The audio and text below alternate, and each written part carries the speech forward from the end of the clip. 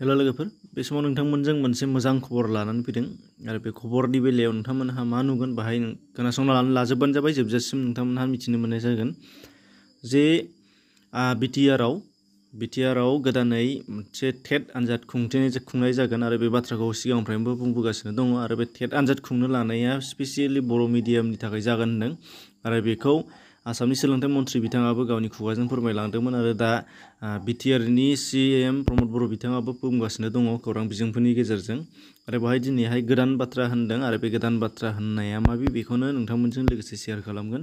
दा बे बारनि फरिखा जिहेतु जागोन, दा बेयावहाय DLED BEd गोनांनि अनगायैबो DLED BEd गैयै जायखिजाया फरायसाफ्रानो बेयाव होनो हानाय जागोन होनदों।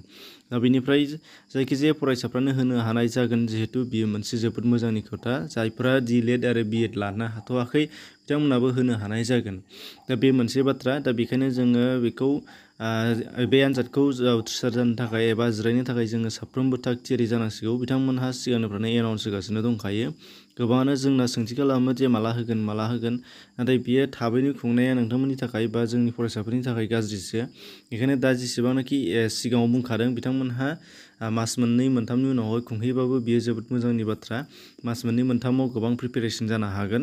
मानो होनबा DLED BEd गोनां बिथांमोनहा प्रिपेरेसनाव थाखायो, एसेबाबो स्टाडि थायो। हमनानै ला बिथांमोना आरो DLED BEdआव माखासे गोबां टेटआव फैनो हाथाव, आनजादाव फैनो हाथाव गोबांथार माखासे एलिमेन्ट्सफोरखौ बिथांमोना बाहाय मोनो बे क्लासाव। नाथाय जायफ्रा DLED आरो BEd मोनाखै एबा लानो हाथ'वाखै बिथांमोना बैफोर एलिमेन्ट्सफोरखौ मोननो हानाय जाया, बैफोरखौ बुजिनो हानाय जाया। दा बेखायनो बांसिनै मिथिनो गोनां एबा बांसिनै नाजानांगौआ DLED BEd गैयैया बे आनजादखौ जिरायनांगौबा बिथांमोना बांसिन गोसो होनांगोन।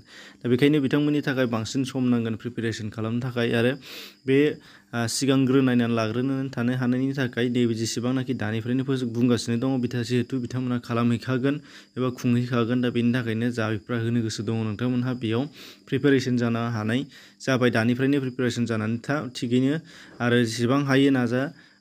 सिगांनि जिहेतु एगजामफोराव फैनाय बेफोरखौ फल' खालाम आरो पास जानाय बिजाथिफोरनिफ्राय एसे प्रसन ला, अब्ला गोबाङानो मिथिनो मोननाय जागोन। नेक्स्टआव नोंथांमोनहा बेयावनो आनजादाव जिरायनानै पास जानो हानायनि खाबुखौ मोननो हानाय जागोन। दा बे मोनसे। दा फैदो बाहाय मिथिनो गोनां बाथ्राया जाहैबाय हाइ स्कुल आरो हायार सेकेन्डारि बेनि थाखाय ग्रेजुवेटआ जाथारनांगोन आरो बेनि बेलायावहाय ST हिसाबै 45% जाथारनांगोन। बे बाथ्राखौ खिन्थु गोसोआव लानो नांगोन। 45%। बेनिफ्राय जायफ्रा हायार सेकेन्डारि पास जादों एनि स्ट्रिम बिथांमोनहा LP एबा प्राइमारि लेभेलनि थाखाय LP ME माने प्राइमारि, आपार प्राइमारि आरो लवार प्राइमारि बे मोननैनि थाखाय एलिजिबोल जागोन। नाथाय ST हिसाबै 45% मिनिमाम नांथारगोन जों बर'निफ्राय, अब्लासो बे आनजादाव जिरायनो हानाय जागोन। गुबुनाथ' 50% नांगोन, नाथाय ST हिसाबै 45%आनो जिरायनो मोनो। दा बे मोननै बाथ्राखौ गोसोआव लाखिनो नांगोन। जायफ्रा हायार सेकेन्डारियाव एबा ग्रेजुवेटआव 45% मोनाखै बिथांमोनहा खिन्थु जिरायनो हानाय जानाय नङा। बे बाथ्राखौ नोंथांमोनहा मिथिनो मोनगोन। आरो फारसेथिंजाय DLED BEd गैयैफोरा आनजादाव उथ्रिखांनायनि उनावहाय माब्रैहाय जागोन, DLED BEd लानाङा नामा, बे मोनसे कुइसना जोंनाव गोनो गोथो जादों जानो हागौ नोंथांमोननाव। दा बेबो मोनसे बिनि फोरमानखौ नोंथांमोननो होनो लादों जे थांनाय 2019 मायथाइयाव आरो बिनि उनावहाय जिहेतु टेट आनजाद खुंदोंमोन बेयावबो बेखिनि समावबो BEd आरो DLED लानाय नुनो मोननाय जायाखै। टेटखौ थोंजोङैनो बयबो होनो हानाय बादियै होनो मोनदों। नाथाय बै पार्सेन्टेजआ थाबाय थाखादों, 45%आ थाथारनांगोन। दा बे पार्सेन्ट खमा होनो मोननाय नङा, 45नि खमा।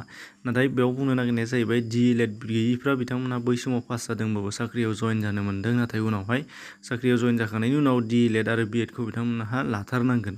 अब्लासो बिथांमोननि साख्रियाव माखासे राइट्सफोरखौ मोनहैनो हागोन।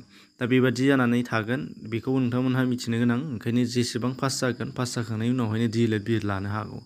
आरो अदेबानि नैबे खेबनि बेलायाव ओरैबायदिबो खालामनो हागौ, जुदि आंनि साननायसो बियो, नोंथांमोनहा बेखौनो थार साननो नाङा। नोंथांमोनहा साननानै नाय, बे बेलायावबो टेट पास जाखांनायनि उनावहाय डाइरेक्टलि जायफ्रा DLED गैया एबा BEd गैया बिथांमोनखौ एपइन्टमेन्ट होआबो जानो हागौ। नाथाय जायफ्रा लाखांनाय बिथांमोननो डाइरेक्ट होनो हागौ पास जाखांनायनि उनावहाय बे एग्जामखौ। बेनिफ्राय जायफ्रा DLED लायाखै एबा BEd लायाखै नाथाय टेटआ पास जाबाय बिथांमोनखौ DLED आरो BEd लानो थाखाय पास जाखांनायनि उनाव सम होनो हागौ। दा बिनि उनावहाय जायफ्रा पास जागोन बिथांमोनखौ जइन खालामनो थाखाय माखासे सेस्था खालामनो हागौ। बेबादि मोननै अपसन दङ। मोनसेया जाहैबाय जइनिं खालामखांनायनि उनावहायनो आरो DLED BEd कर्स लाबोथारनांगोन। बेनिफ्राय मोनसेया जेखौ जों सिगाङाव नुबोदों बे आरो मोनसेया जागोन जुदि पास जायोबाबो एपइन्टमेन्ट मोनाबा जइन जानो हानाय नंथ'आ नाथाय DLED BEd लाखांनायनि उनावसो जइन जानो हागोन नाथाय फार्स्टआव नैबे एग्जामखौ जे जोङो DLED BEd लानायनि सिगाङावनो होनो मोनबाय बेसो मोनसे जोंनि बिराद गिदिर मोनसे सारप्राइज होननानै साननानै लानांगोन दा बेखायनो जायफोर फरायसा नोंथांमोनहा होनो गोसो दङ जायफ्रा बे आनजादखौ जिरायनो गोसो दङ नोंथांमोनहा प्रिपेरेसन जादो दानिफ्रायनो आरो प्रिपेरेसन जाव सिलेबासफोरखौ नोंथांमोनहा सिगांनि आगोवनो नाय होमबानो बुजिनो हागोन सिगाङाव जेसेबांनाखि सिलेबास दंमोन आसामनिफ्राय कन्डाक्ट खालामनाय आरो नङाबा थांनाय बाराव BTC आवबो कन्डाक्ट खालामखांबाय सिगांथाराव बेयावबो नोंथांमोना बेखौबो नायनो हागोन एखेयानो जागोन सिलेबासा बे सिलेबासखौ नायनानै बेजोंनो फल' खालामनानै जेसेबां हायो एसेबां स्टाडि आरो हार्डवार्क खालामबाय थायोबानो नोंथांमोनहा बेयाव साक्सेस जागोन आरो बिनि उनावहाय टिचार जानो हानायनि चान्स दङ आरोखि दा बे मोनसे जोबोद गोजोनथाव बाथ्रा मानो होनबा बेयाव जोंना आरो स्पेसियेलि बर' मिडियामनि थाखायल' बियो बेखायनो जोङो आसा खालामो आसामाव जेरै अल आसामाव कन्डाक्ट खालामदोंमोन बेनिफ्राय आरो बियो इजिसिन जागोन बेखौ जोङो मिजिंथिनो हायो दा बेखायनो जेसेबां हायो एसेबां बोलो होदो एसेनोसै गोजोन्थों